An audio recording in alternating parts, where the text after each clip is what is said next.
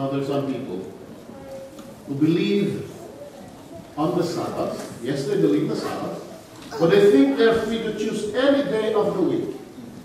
It doesn't have to be the seventh day. May I respond to that with due respect of friends who accept this view? I read in Luke that it was the custom of Jesus to what? To worship on Sabbath. I read also about a Jesus who also said, be careful about little things, because the one who is faithful in the little things will also be faithful in what? The big things. So, you may say, well, Sabbath is not a big deal. But is that true? Fellow husbands, listen to this. If your wife says to you, honey, I will take care of our wedding anniversary celebration this year, you don't have to worry about it. Just make yourself available. Sunday night, 7 at our favorite restaurant. Just be there. And you decide it's not a big deal anyway. I'm not comfortable at Sunday night. I'll go Wednesday morning at 9 p.m. Don't you think there will be a problem? It will be a problem. Or maybe here's another one. Keeping the Sabbath is earning your salvation. It's a part of the law. It's a part of the Mosaic covenant. We should let it go because it's already a part of the past. But again, with respect, I would say this.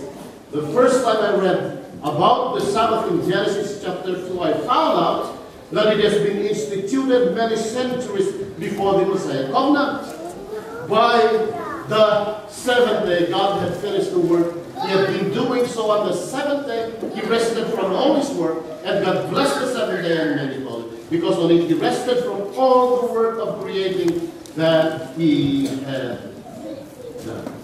And even in the commandment itself, if you carefully read it, you will see that a Sabbath has been made, it has been given before the time of Moses.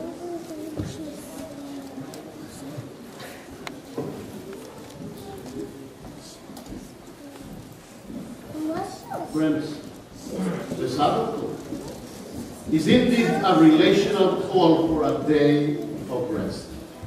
Some call it legalism, but no, it's not. Let me read the words of our own theologian, Priestley. He said, Sabbath is the antidote to legalism. In a culture that weighs work by how much and what we produce, quantity and quality. On this day, God says, produce not. I love you just as much today as in any day you are producing. You are worth much to me just as you are because of who you are. My child, take a break from strife. And so I keep the Sabbath for this. I need rest. Physical rest. Spiritual rest. You know, when I was serving conference back home, every time we had a long trip, I would always ask our conference driver to do the driving for us. You know, I hate driving long trips, especially after I've taken my lunch. It's very difficult for me. I have a hard time staying away. And so what I do, I ask the official driver of the conference to drive for us. And as he drives for us, he would say, sir, sit down. Relax, rest, and you can sleep. I'll do the driving for you. And because I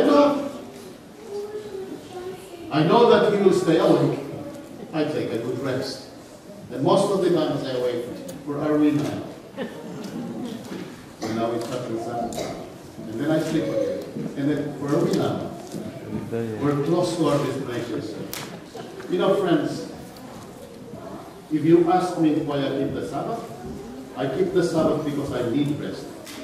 And that is something that God provides in abundance. Louis Giglio writes in his book, I am not, but I know I am. Look at this. When we tirelessly toil, as though that's what it takes to keep our ship afloat, we steal God's glory, elevating ourselves as sole providers and sustainers of all we have and are.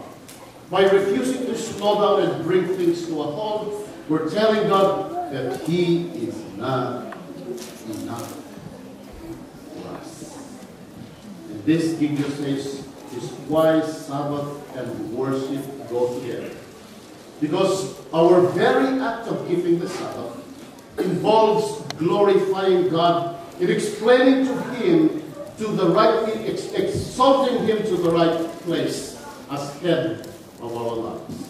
And so, my friends, I invite you into God's Sabbath rest and make it a life. Enjoy every moment of this holiday because He is on the throne. Have a blessed day. Thank you. Amen.